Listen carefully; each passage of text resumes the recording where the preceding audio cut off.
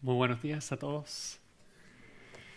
Siempre es un privilegio para mí poder traerles la palabra de Dios. Si tienen sus Biblias, vamos a estar en el capítulo 5 de la carta de Hebreos.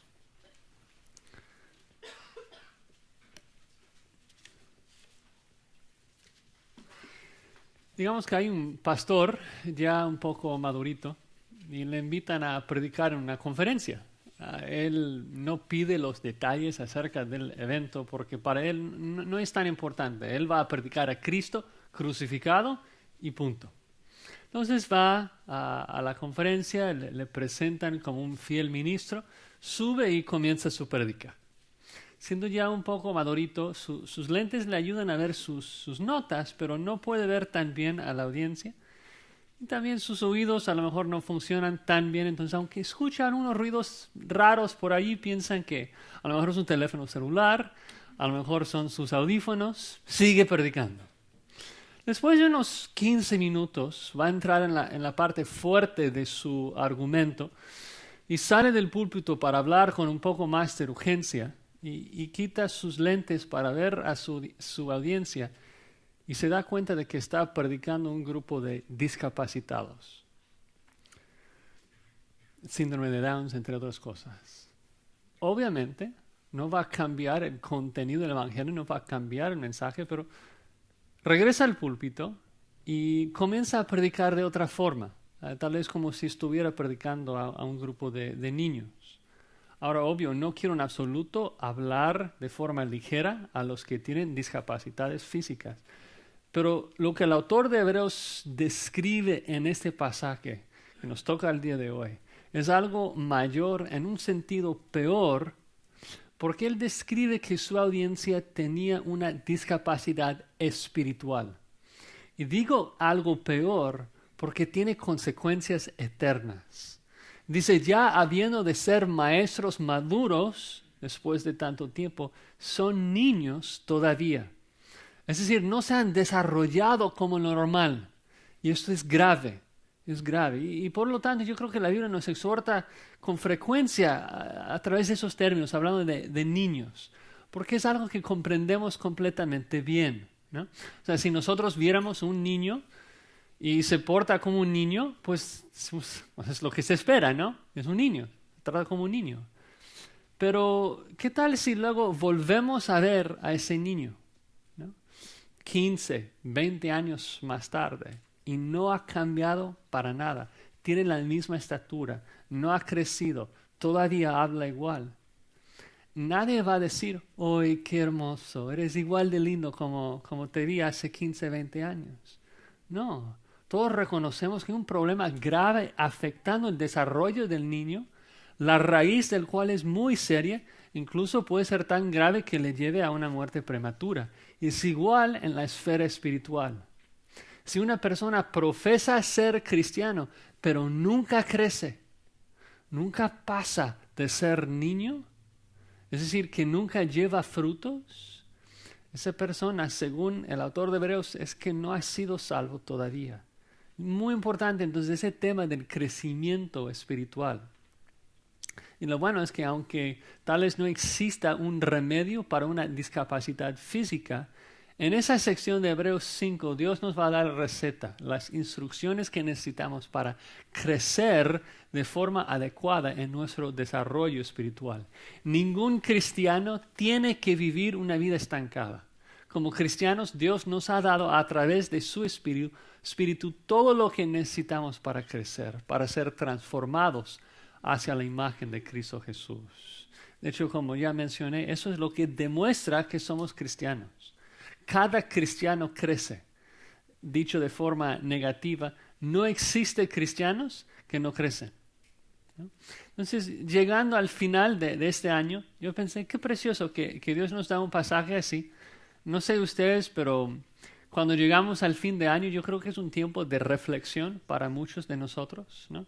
A lo mejor no vamos a tomar así resoluciones mundanas, pero sí, como cristianos yo creo que es un buen momento, como debemos a través de todo el año, pero de forma especial ahora pensar en este año pasado, reflexionar sobre las cosas que hicimos mal, sobre las cosas que hicimos bien, y pedir que Dios nos ayude para glorificarle más en el próximo año. Yo me hago la pregunta, ¿no? ¿Yo soy más como Cristo hoy que hace un año? Y si no, ¿qué puedo hacer para crecer más? ¿Qué puedo hacer para buscar más a Dios en este nuevo año? Poner unas metas, unos retos, como escuchamos la semana pasada, como leer la Biblia en su totalidad en el 2014. Está muy bien, ¿no? Y pienso, yo por lo menos, que la primera cosa que debe estar en la lista de todos nosotros en este año es: quiero crecer más, quiero avanzar más hacia la madurez espiritual, quiero que Dios me transforme más hacia la imagen de Cristo para darle mucha gloria en este próximo año. Entonces, en esta mañana quisiera ver un poco acá en Hebreos 5 dos elementos cruciales en el desarrollo espiritual que nos ayudarán a crecer hacia la madurez. Dos elementos cruciales. El primero es aplicar continuamente. El segundo es avanzar continuamente. Aplicar y avanzar. Así que si tienen sus Biblias, vamos a leer nuestros pasajes que se encuentran en Hebreos 5, los versículos del 11 al versículo 3 del capítulo 6. Hebreos 6, 11 al 6, 3. Así dice la palabra de Dios. Acerca de esto tenemos mucho que decir y difícil de explicar, por cuanto os habéis hecho tardos para oír. Porque debiendo ser ya maestros después de tanto tiempo, tenéis necesidad de que se os vuelva a enseñar cuáles son los primeros rudimentos de las palabras de Dios. Y habéis llegado a ser tales que tenéis necesidad de leche y no de alimento sólido. Todo aquel que participa de la leche es inexperto en la palabra de justicia porque es niño. Pero el alimento sólido es para los que han alcanzado madurez, para los que por el uso tienen los sentidos ejercitados en el discernimiento del bien y del mal. Por tanto, dejando ya los rudimentos de la doctrina de Cristo, vamos adelante a la perfección, no echando otra vez el fundamento del arrepentimiento de obras muertas, de la fe en Dios, de la doctrina de bautismos, de la imposición de manos, de la resurrección de los muertos, del juicio eterno. Y esto haremos si Dios en verdad lo permite. Así que el primer punto, si nosotros queremos crecer y llegar a la madurez espiritual, primero tenemos que aplicar la verdad de Dios continuamente. Aplicar continuamente. Y bajo este punto, la necesidad de aplicar continuamente, el autor identifica dos problemas, dos fallos que su audiencia tenía en cuanto a la aplicación. El primero que menciona es que ya no querían escuchar. Tenían un problema de oído. En particular, tenían oídos perezosos. Oídos perezosos. Observan ahí en el versículo 11. Dice, acerca de esto tenemos mucho que decir y difícil de explicar por cuanto os habéis hecho tardos para oír. Ahora, para comenzar, a lo mejor tenemos que tomar un paso o un versículo atrás, porque comienza el versículo diciendo acerca de esto. ¿Acerca de qué es la pregunta? Bueno, si regresamos un versículo a Hebreos 5:10, dice de que Cristo fue declarado por Dios sumo sacerdote según el orden de Melquisedec. Y eso es uno de los temas, los puntos más importantes de este libro, tratar de explicar a los judíos cómo es que Jesucristo, que era del linaje de Judá, pudo funcionar como sacerdote, rey sacerdote, como lo fue Melquisedec. Y el autor quiere entrar de plano a explicar eso de que Cristo pertenece a un mejor sacerdocio de los sacerdotes del antiguo pacto, pero como aquel predicador maduro, como que baja sus lentes y siente que su audiencia no puede captar, no puede entender. Dice que es difícil de explicar. Ahora la pregunta es, ¿por qué era difícil de explicar? A lo mejor uno diría, bueno, es que es una doctrina complicada, profunda, compleja. Dice, el sacerdocio de Melqui. ¿Quién es este? ¿Cómo es esto? Y parece a lo mejor que la razón por la cual es difícil de explicar es porque es un tema complicado y el autor como que no sabe cómo expresarlo con la precisión necesaria. Pero no es el caso acá. El autor lo entiende y él puede explicarlo bien. El problema, dice, es que ustedes son tardos para oír. Ustedes son niños no capaces de entenderlo. Ustedes son la razón por la cual yo no puedo explicarlo. Y entonces el primer punto acá es de que si un cristiano no entiende una doctrina, es culpable. Si tú dices, no, es que yo no soy capaz de entender esto, cuidado. Si no eres capaz de entender una verdad bíblica o no eres un cristiano, que a lo mejor es el caso, o tenemos tres opciones. Los cristianos tienen tres opciones. Primero, si no entiende una verdad, o Dios no escribió la verdad de manera clara, es decir, Dios tiene la culpa por no escribir bien. No creo que queramos decir esto. Dios dice, cerca de ti está la palabra, es clara. Segunda opción, Dios no nos ha capacitado para comprenderla bien. Es decir, que la culpa tiene el Espíritu Santo por no iluminarnos lo suficiente para entender su palabra. No creo que queramos decir eso tampoco. Tenemos la unción del Espíritu y es suficiente para iluminarnos. No nos queda con una sola opción. Somos culpables. Si no entiendo algo es porque yo me he hecho tardo para oír. Dios me ha dado todo lo que necesito para crecer, pero por mi propia negligencia no le he hecho. ¿No? Dice, por cuanto os habéis hecho tardos para oír. Es volitivo. No tiene nada que ver con su capacidad, tiene que ver con su volición. Ellos se hicieron tardos para oír. Y esa palabra tardos es muy negativo, es muy fuerte. Al final de toda esa sección, en Hebreos 6, 11 al 12, se traduce como perezoso. Y el punto es que el autor quiso que ellos tuvieran solicitud, urgencia en su forma de escuchar, pero no, eran perezosos. Es como un maestro tal vez de la prepa que está explicando una verdad matemática a unos adolescentes y ve que casi todos están dormidos. Entonces, ¿qué dice? Yo no puedo explicar esto a ustedes. ¿Y por qué no puede explicarlo?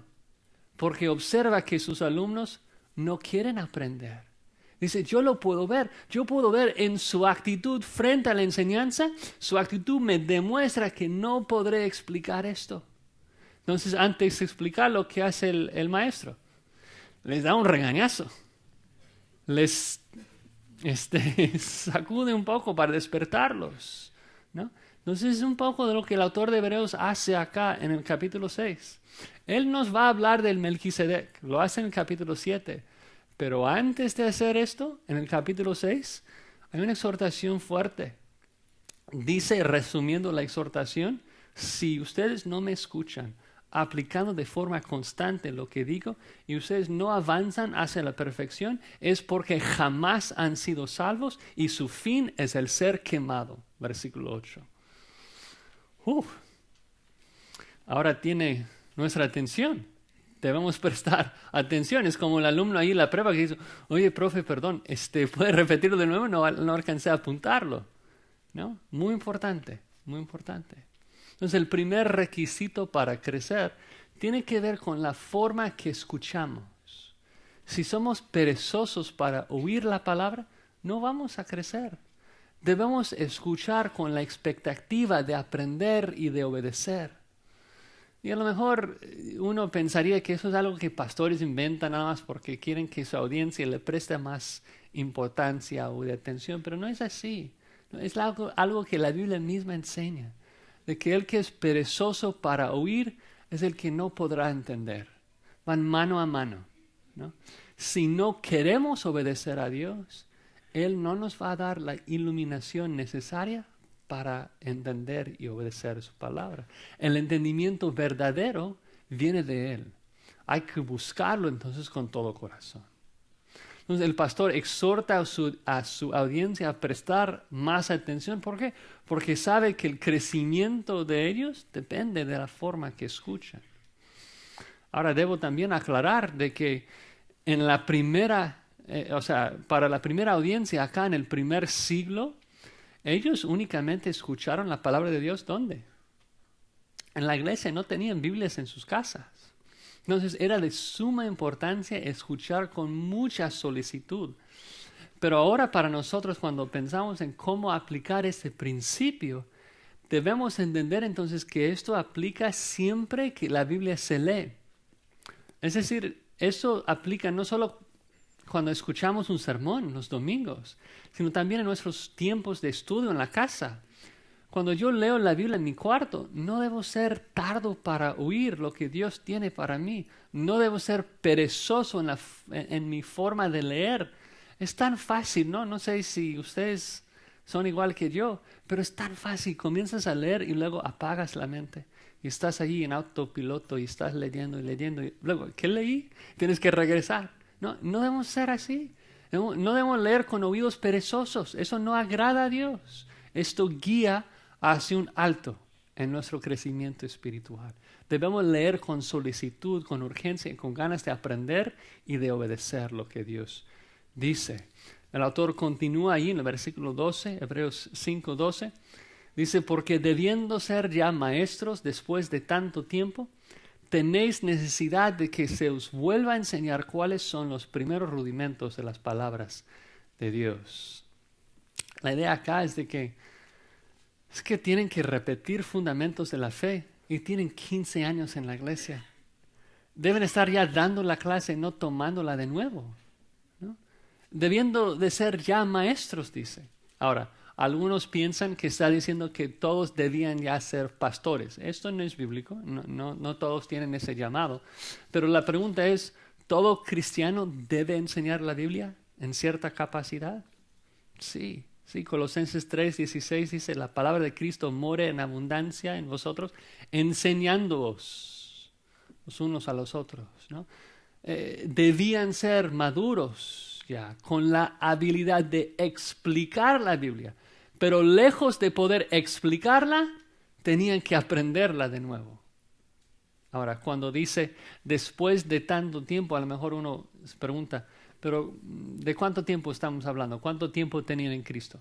Bueno, no se sabe exactamente, pero la carta probablemente fue escrita unos 35 años después de Pentecostés. Entonces, tal vez muchos de los hebreos, de los judíos que estaban leyendo esta carta, tenían un buen rato en la iglesia. Y la condenación es, aunque deben estar explicando la verdad, necesitan ser enseñados de nuevo. Y eso es una vergüenza. Eso es una vergüenza. Repetir una clase trae vergüenza. Si un niño tiene que repetir un grado, le da pena, ¿no? Eso es una exhortación muy fuerte. Ya fueron enseñados en esas cosas. Debían entenderlas la primera vez, luego aplicarlas, luego enseñarlas y avanzar hacia la perfección. Pero parece que tienen que regresar a lo básico. De hecho, la frase los primeros rudimentos habla de los primeros elementos de algo. Se usa en el griego secular del abecedario griego. Es decir, regresar al kinder, ¿no? Entonces el ejemplo sería que soy un maestro de la primaria, del kinder, y tengo unos alumnos, ¿no?, de 5 años de edad. Les enseño, luego pasan al segundo grado y luego vuela el tiempo, ¿no? Y pasan 25 años, digamos. Y doy por sentado de que los alumnos progresaron, ahora algunos son maestros, algunos trabajando en su área. Y luego vuelvo a ver a uno de mis exalumnos del kinder, unos 20 años después, y me doy cuenta que todavía no puede leer. Dices, qué vergüenza, ¿no?, por tener oídos perezosos. Son como los judíos, ¿no?, que bajo Moisés, el autor nos habló de ellos en el capítulo 3, de que escucharon, pero no unieron el mensaje con fe. Tenían ojos perezosos, no estaban escuchando para obedecer, para aprender, ¿no? El que tiene fe es el que tiene ganas de escuchar y de obedecer. Entonces ahora cambiamos un poco la ilustración. Entonces pasemos al segundo elemento en cuanto a la aplicación. Primero vimos de que no podían aplicar la verdad y crecer porque tenían oídos perezosos. Ahora no podían aplicar y crecer porque tenían una dieta inconstante. La inconstancia. La idea es de que no eran disciplinados en su dieta de la verdad. Dice, habéis llegado a ser tales que tenéis necesidad de leche y no de alimento sólido. Entonces, cambio de ilustración. Antes nos hablaba del oído, de escuchar una clase, del abecedario. ahora nos va a hablar de la comida para explicarnos, para ilustrar cómo crecemos. Dice, ¿sabes hasta qué punto van a tener que regresar? Es que son infantes que necesitan tomar leche. Otra vez, esas palabras son muy, muy fuertes. Eso es vergonzoso. O sea, ustedes van a tener que regresar a tomar la mamila. O sea, debe de darles pena el hecho de que eso les está pasando, ¿no? Quisiera darles alimento sólido, carne, vegetales, tortillas, pero no puedo. ¿Qué pasa si pones una carne asada enfrente de un infante? ¿Qué hace? Nada. Ni se le antoja, no puede comerlo, ¿no? Entonces, por no escuchar bien, ahora tienen que regresar al principio. Versículo 3 se explica. Dice, todo aquel que participa de la leche es inexperto en la palabra de justicia porque es niño. Es niño. Dice, mira, si tomas la mamila es porque eres un infante, eres un bebé. Ahora, está bien si un bebé, si tiene 9 meses, está tomando leche, pero si ya tiene 9 años, ya es una vergüenza. Y recuerdas, en el primer siglo no tenían mamilas. Entonces la imagen que está dando acá es de mucha vergüenza. Es como la idea de un niño de 9 años tomando todavía de su mamá. O sea, qué pena, qué vergüenza. Y específicamente dice que el niño que toma leche es inexperto en la palabra de justicia. Inexperto. Habla de alguien que no tiene la destreza o la experiencia para hacer algo. En este caso, para manejar la palabra de justicia. Y creo que el autor lo define así para darle un sentido moral, una dimensión moral y salvífica. El niño no sabe de la justicia que la palabra de Dios ofrece. No sabe nada. No tiene discernimiento. El niño pone toda la boca. ¿Por qué? Porque es inexperto, no sabe. Al contraste, versículo 14 dice lo siguiente, pero el alimento sólido es para ¿quiénes? Para los maduros, para los que han alcanzado madurez, para los que por el uso tienen los sentidos ejercitados en el discernimiento del bien y del mal. Entonces, el alimento sólido, en contraste a la leche, es para los maduros. Y la clave es la explicación. Entonces, ¿cómo es que llegamos a la madurez? ¿Cómo es que llegamos a ser maduros? El autor lo dice, lo explica. Dice que los maduros son, por definición, los que por el uso tienen los sentidos ejercitados en el discernimiento del bien y del mal. Entonces, hay varios elementos ahí en esa definición. Primero, observen que dice que sus sentidos están ejercitados a través del uso. Las Américas dice a través de la práctica. Y habla de constancia, de la disciplina de hacer algo constantemente. Llegas a ser maduro comiendo todos los días, ¿no? Una dieta constante. Disciernes entre lo bueno y lo malo y comes lo bueno. El niño no. El niño no tiene discernimiento. Le das comida a la boca. Le das un dulce a la boca. Le das un globo a la boca. Le das un palo a la boca. No importa. No tiene discernimiento, por lo menos mis niños. Comen de todo, ¿no? Y es igual en la esfera espiritual, ¿no? Pero el punto es que en la esfera física, un bebé no se queda como bebé. ¿Por qué? Porque a través del tiempo el bebé poco a poco discierne.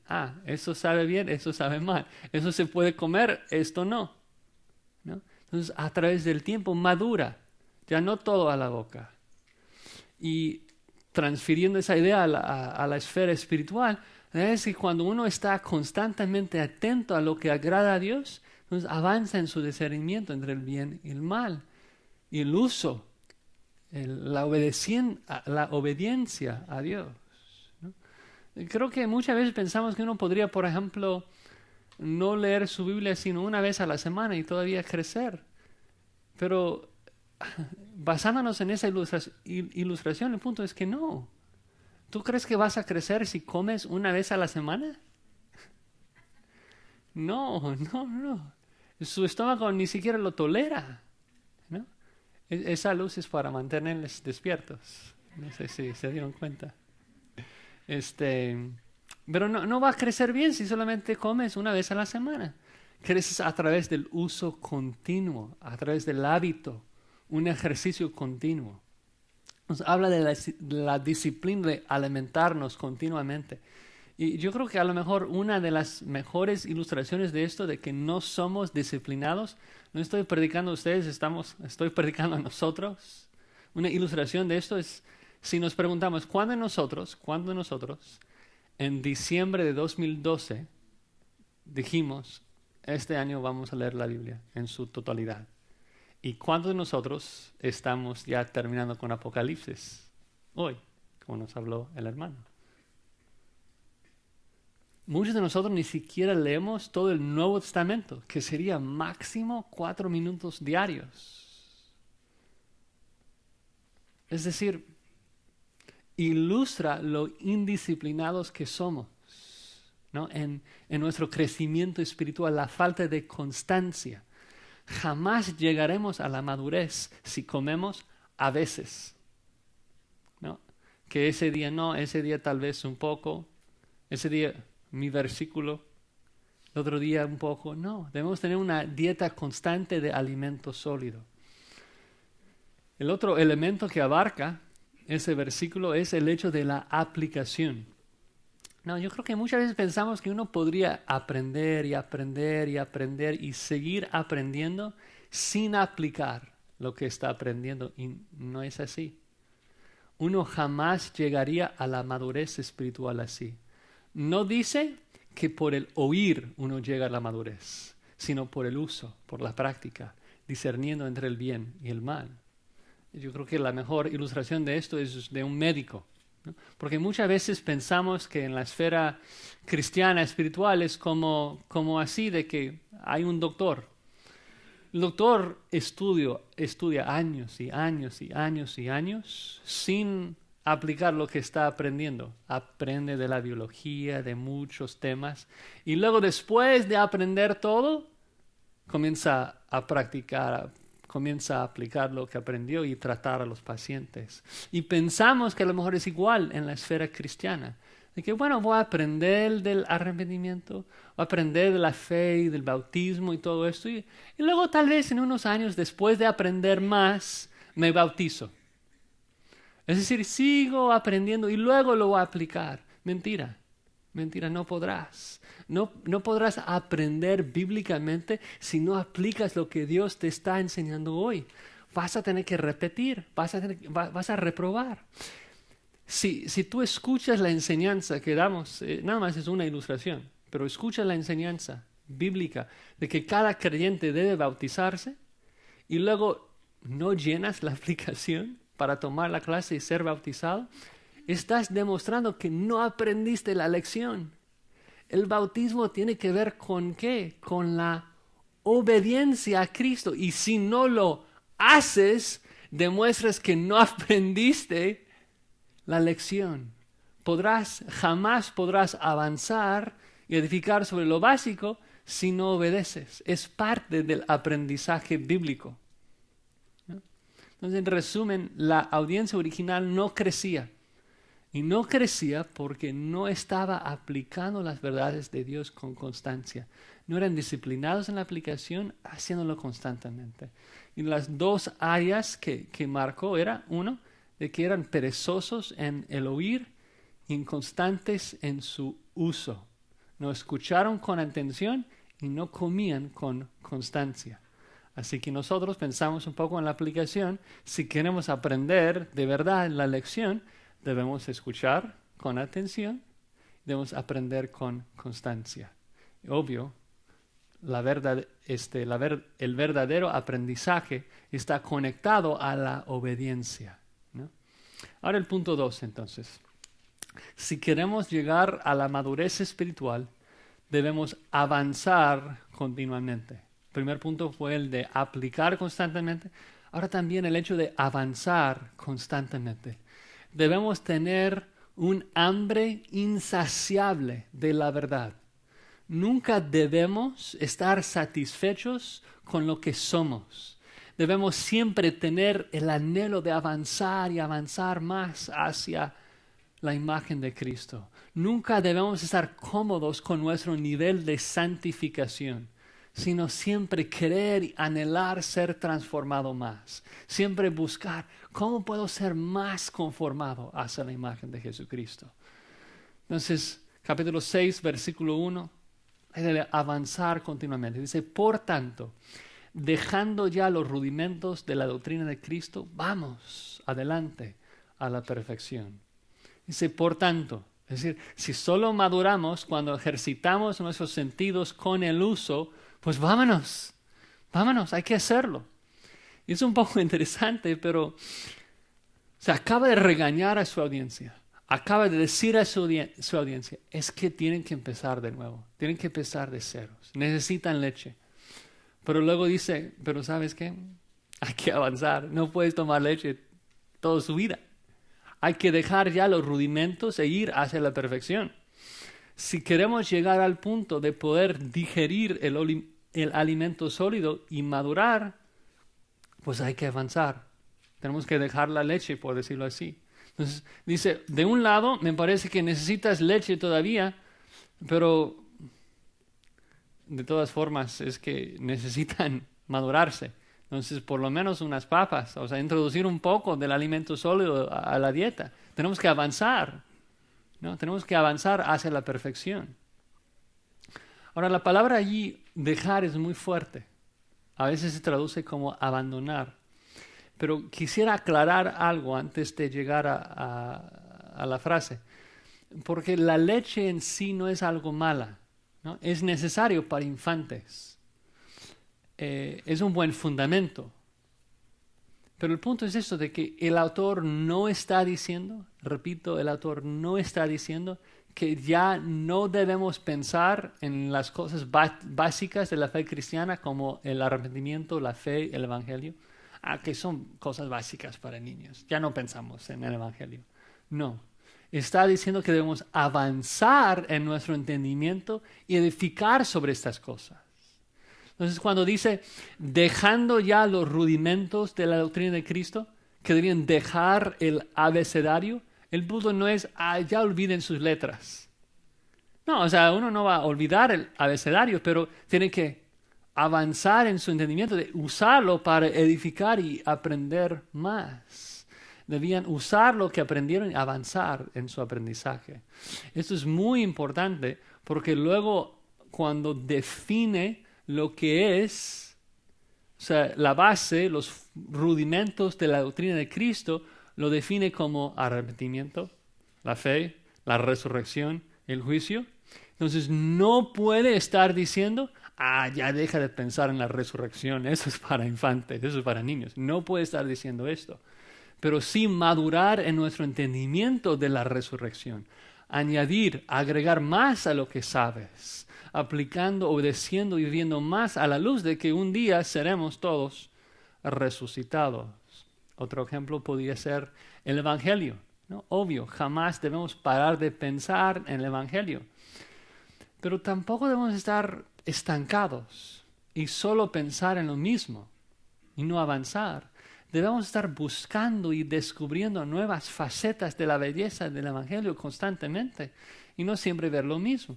Yo creo que como ilustración, a lo mejor es una de las razones por las cuales si vas a ciertas iglesias y ves que la gente realmente no crece, es que todos los domingos, todos los sermones que reciben, lo mismo. Es el mismo mensaje del evangelismo. No están profundizando en las verdades bíblicas. Entonces, obvio, está bien hablar del evangelio, pero si solamente tomamos lo mismo, a lo mejor no vamos a avanzar tan rápido, ¿no? Hay que edificar sobre lo fundamental. Por eso dice, vamos adelante a la perfección. La perfección en el contexto es implícito, que se refiere a lo que iba a decir de Melquisedec, no avanzar en su entendimiento. Debemos aprender lo básico, claro, pero luego lo ponemos en práctica y aprendemos más. Obvio, nunca olvidando lo básico. Pero el punto es que si vamos a llegar a terminar con la materia, solamente llegas al final del curso si avanzas. Y en el original la palabra perfección habla de esto, ¿no? De ser completo, de llegar al final. Si vamos a acabar con la preparatoria, debemos aprender las lecciones del kinder y luego la primaria y luego la secundaria y avanzar. Ahora, una de las preguntas clave de este texto es, entonces, ¿por qué es que el autor se incluye a sí mismo y dice, vamos adelante a la perfección? ¿Por qué el autor se incluye? ¿Como que él también es niño? ¿O cómo es esto? Cuando dice vamos nosotros, ¿a quién se refiere? Bueno, yo creo que a través de toda la carta observamos de que el autor supo bien de que en su audiencia hubo dos categorías de personas, igual como lo están al día de hoy. Los que son salvos y que necesitaban ser exhortados a abundar más y más y avanzar hacia la perfección de Cristo. Y también otra categoría de personas que profesaban ser cristianos, pero no estaban creciendo. El autor nos va a explicar que ellos, o sea, si jamás crecen, es porque no son, o sea, si no llevan frutos, es porque no son genuinamente salvos. Pero como siempre lo hace en esta carta, el autor, yo creo que sabiamente, no se dirige a este grupo al decir, oye, escúchenme todos ustedes que son engañados. Ustedes que piensan que son salvos, pero no lo son, escúchenme. Pues, ¿quién le escucharía? Nadie, porque el engañado, por definición, no sabe que es engañado. Entonces se incluye a sí mismo y habla a la iglesia visible, habla a todos nosotros y dice, nosotros. Pero, al mismo tiempo, nosotros, que estamos leyendo la carta, estudiándolo, debemos entender teológicamente, ¿no?, de que si alguien no persevera al final y no escucha y nunca crece, es porque jamás era salvo, ¿no? Cuando pensamos, por ejemplo, en el contexto original de ese grupo de judíos que todavía no habían llegado a confiar plenamente en Jesús como su Mesías, obvio, cuando se trata de avanzar hacia la perfección, pues no estamos hablando de un cristiano madurándose, sino que estamos hablando del primer paso hacia la perfección, que es dejar el antiguo pacto y abrazar a Jesucristo como su Mesías, como su Señor y Salvador. Veremos esto un poco más en unos momentos.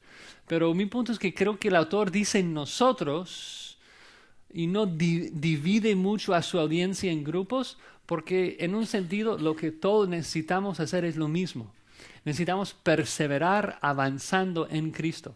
Es un tema bastante común en la carta de Hebreos, ¿no? La necesidad de perseverar.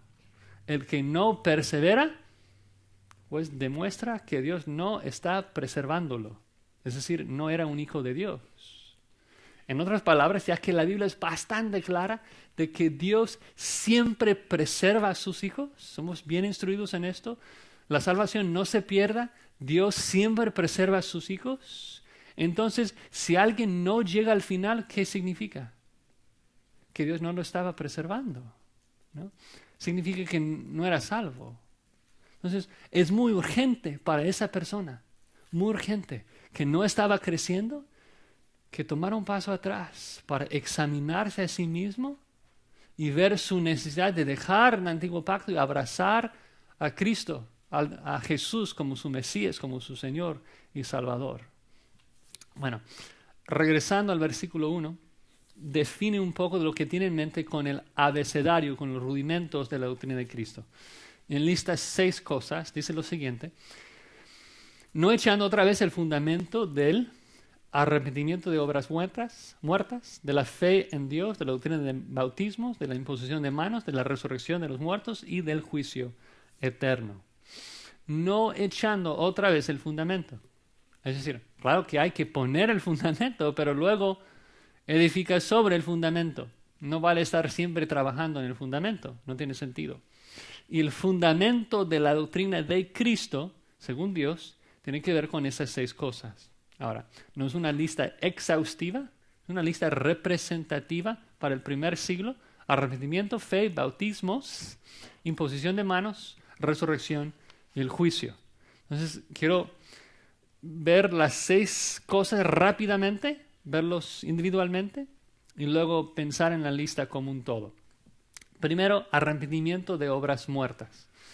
Es básico, ¿no? Básico. Para ser salvo hay que arrepentirnos de obras muertas. hay que dejarlas. Lo leemos en Efesios 5, ¿no? Ningún fornicario, ¿no? Hay que dejar la fornicación, ¿no? El arrepentimiento es ver el pecado como una obra muerta, una obra que me lleva a la muerte y dejar de hacerlo. Luego la fe en Dios, que es confiar y creer en Dios. Otra vez es algo básico que se enseña desde Génesis 3, desde Génesis 15, ¿no? La salvación es por fe, no por obras. ¿Y qué es fe? Bueno, nos va a hablar mucho de la fe en Hebreos 11. Es perseverar creyendo que Dios es bueno aunque no lo podemos ver. Es la certeza de lo que se espera, la convicción de lo que no se ve. Es confiar en Jesús como Señor y Salvador y dejar de confiar en sus obras. Luego, muy interesante, dice la doctrina de bautismos. Es plural y vamos a hablar de esto en unos momentos, pero es muy interesante que es plural. Y de hecho, ni siquiera es la palabra normal que se traduce como el bautismo. Entonces, parece que está hablando de limpiezas o de lavamientos que hacían entre los judíos, o por lo menos contrastándolos con el verdadero bautismo, pero es plural. Recuérdalo, vamos a necesitar esa información en unos momentos. Luego dice la imposición de manos. En el primer siglo observamos esto mucho, en particular con los apóstoles, ¿no? De que pusieron las manos sobre un grupo y luego la gente recibe el Espíritu Santo o algún don como Timoteo.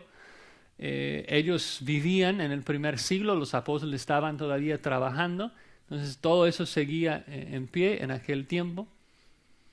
Luego dice la resurrección de los muertos. Otra vez es básico. Todos los muertos serán resucitados. Jesucristo dice, los que hicieron lo bueno saldrán a resurrección de vida. Y los que hicieron lo malo a resurrección de condenación. Todo ser humano será resucitado. Finalmente el juicio eterno, de que habrá un juicio. Todos serán resucitados para estar frente a Dios. Dios es justo y Él va a dar una sentencia eterna a favor o en contra de cada ser humano. Eso es una idea más o menos de los 6 elementos. Ahora la pregunta es pensar un poco en la lista como un todo. ¿Por qué escogió esas 6 cosas? Y creo que algo notorio en la lista es de que las cosas parecen ser necesariamente judías y no necesariamente cristianas. En particular cuando pensamos en lavamientos. Como que, ¿por qué eso está en la lista de una cosa fundamental para el cristianismo? Entonces, si pensamos en la lista, arrepentimiento. ¿Hubo arrepentimiento en el Antiguo Pacto? Claro, básico. Fe en Dios. ¿Eso existía en el Antiguo Pacto? Claro, Hebreos 11 es una lista de gran héroes de la fe del Antiguo Pacto. Luego, lavamientos. Lavamientos son más judíos que cristianos. La imposición de manos. A lo mejor pensamos un poco en los apóstoles, pero esa frase ocurre mucho en el Antiguo Testamento, hablando de la forma que impones las manos sobre los sacrificios. Luego, la resurrección y el juicio, obviamente, son también temas muy comunes en el Antiguo Pacto. Entonces, sí nos damos cuenta de que son principios, o sea, forman el fundamento del cristianismo, pero en particular parece que le da un toque muy judío, como que el fundamento del cristianismo tiene que ver mucho con el Antiguo Pacto. Y creo que parte del punto es que un judío podía afirmar esas 6 cosas y todavía no haber llegado a la perfección de Cristo, todavía no haber llegado a la salvación, ¿no? En las palabras de Jesucristo, el sembrador siembra, la planta brota, el fundamento ya está. ¿Pero eso significa algo? No, porque a lo mejor no tiene raíces.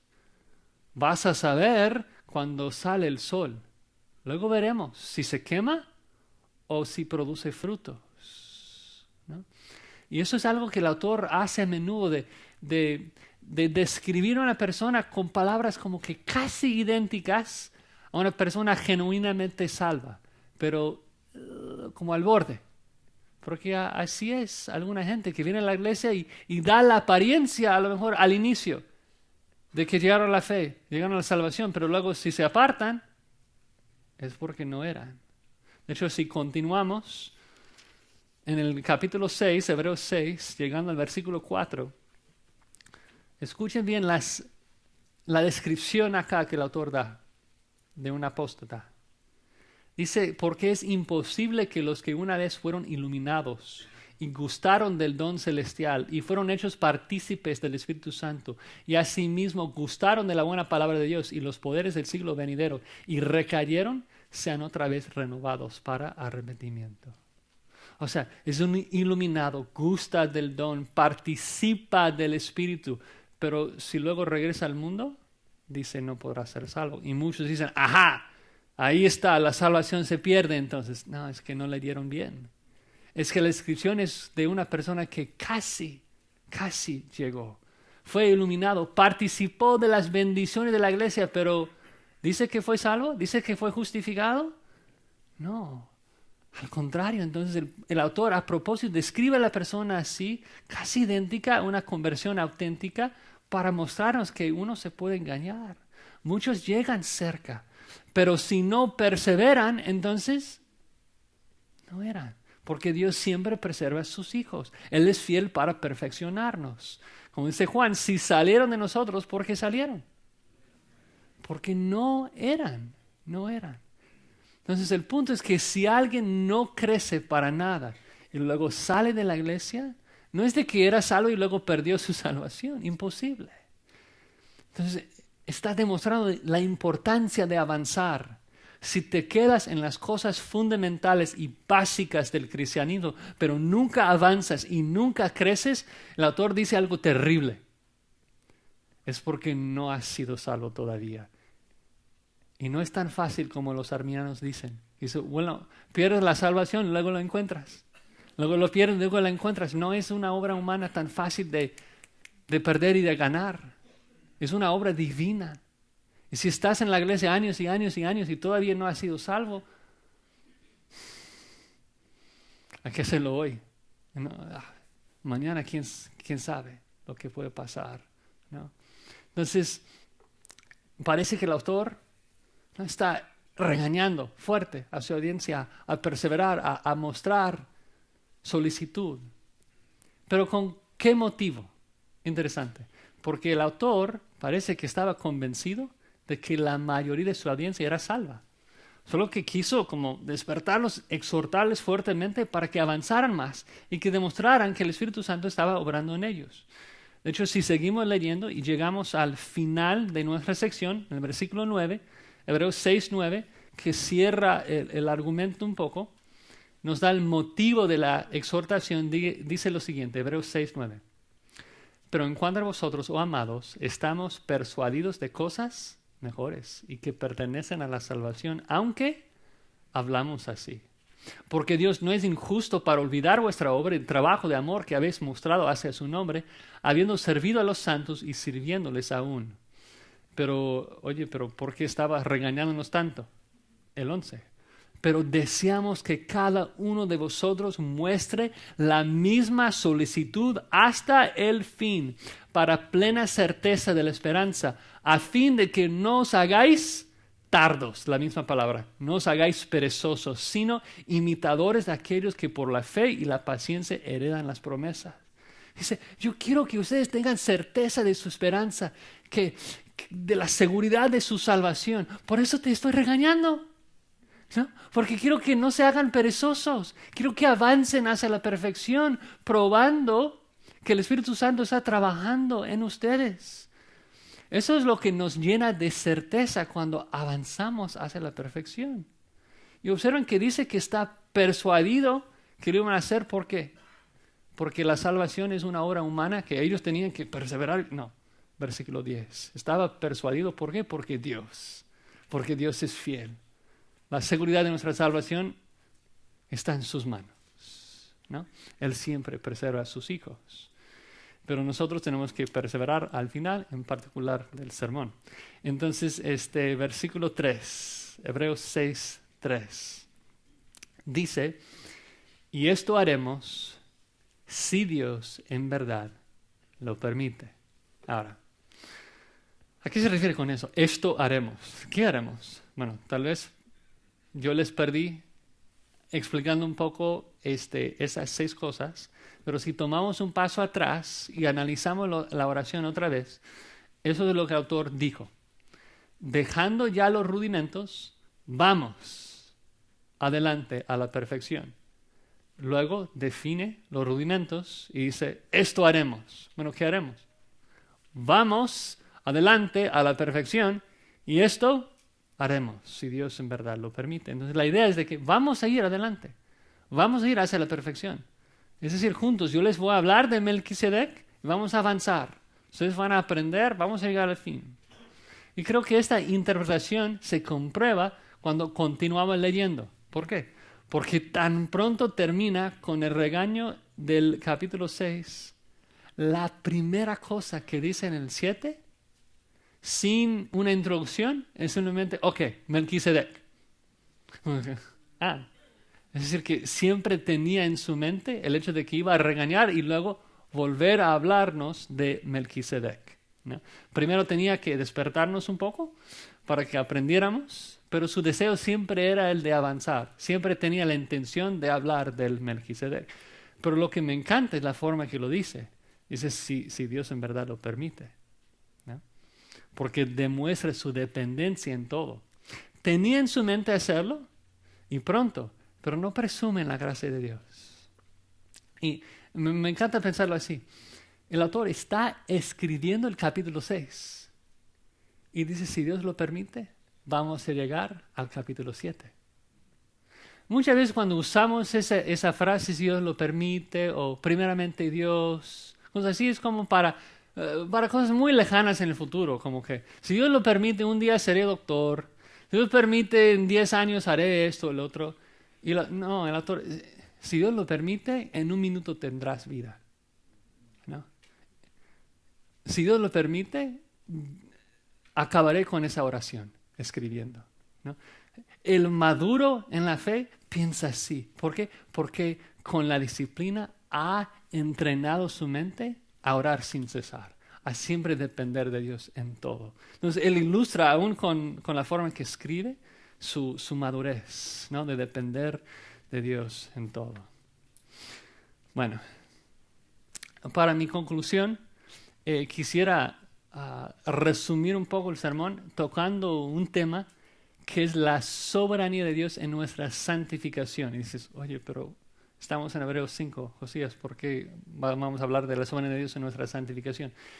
Porque todo el tiempo que estaba estudiando Hebreos 5, siempre me estaba surgiendo la duda, la pregunta, ¿por qué no todos crecemos igual? ¿Por qué algunos llegan a la iglesia y crecen rápido? De niños a un adulto muy pronto. Y unos como que sí, después de 40 años crecieron algo. Y no dudo de su salvación, pero todavía les falta un poco. No estaban creciendo tanto. ¿Cómo entendemos esto? En particular a la luz de que Dios es soberano. Y lo dijo al final, si Dios en verdad lo permite. Entonces, eso también aplica a nuestra santificación, ¿no? Dios es soberano. Las únicas cosas que ocurren en su mundo son las cosas que Él permite. Entonces, ¿por qué algunos crecen rápido, otros más lentos? Mira, hermanos, hay misterio acá. Debemos reconocerlo, hay misterio. Dios es soberano, nosotros somos responsables.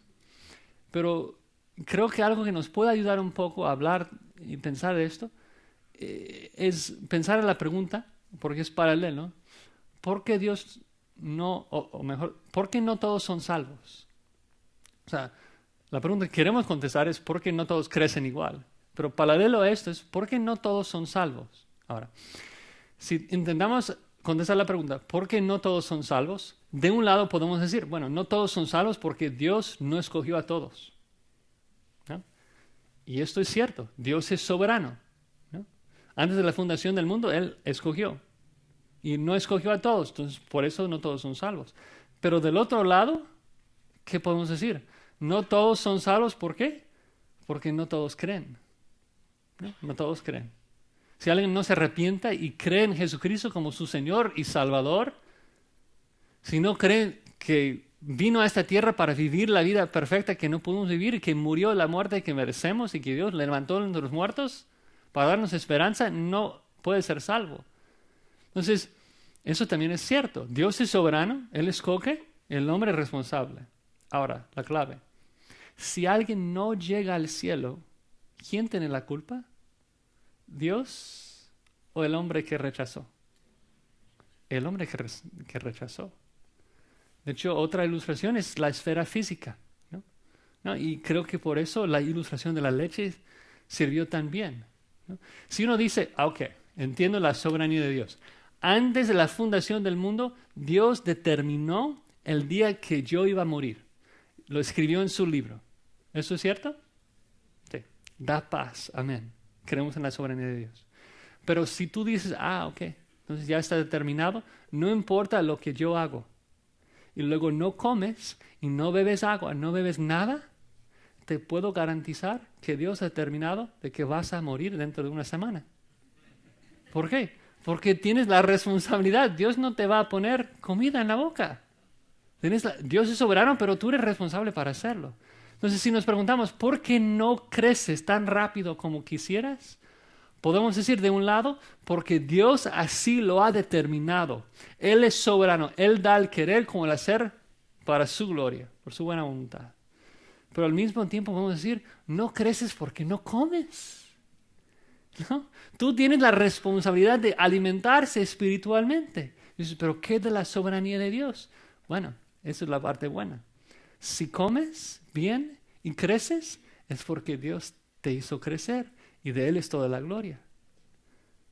Si no comes y no creces, de ti es toda la culpa, ¿no? ¿Por qué? Porque Dios nos ha dado todo lo que necesitamos para crecer. Así funciona. Y lo que el autor nos dijo es que si no crecemos, es porque no aplicamos, continuamente escuchando y obedeciendo, y porque no estamos avanzando. Nos hemos vuelto perezosos y cómodos en vez de anhelar llegar a la imagen de Cristo. Entonces, hermanos, eso es mi preocupación para mí mismo, para este 9 años, y mi preocupación para ustedes también. De que Dios nos ayude a mostrar mucha solicitud para llegar al fin, para llegar a la imagen de Jesucristo, aplicando siempre y avanzando sin cesar. Señor, damos gracias de que tú nos has capacitado. Tú nos has dado no solo el arrepentimiento y la fe, pero nos has dotado con tu Espíritu Santo, que ahora nos transforma, nos ilumina. Y te rogamos, Señor, que nos ayudes a perseverar en alimentarnos con tu palabra, estar en continua comunión contigo en la oración, Señor, para crecer más y más hacia tu imagen. También, Señor, te ruego por alguna persona tal vez que después de examinarse en ese día y el hecho de que no ha crecido, de que no hay fruto evidente en su vida, de una obra divina en su vida, de que se den cuenta hoy de que todavía está en necesidad de ti y que tú, Señor, siempre aceptas a la persona que viene a ti en el nombre de Jesucristo y que hoy pueda ser el día de salvación para ellos. Damos gracias, Señor, por tu misericordia, por tu gracia en el nombre de Cristo Jesús. Amén.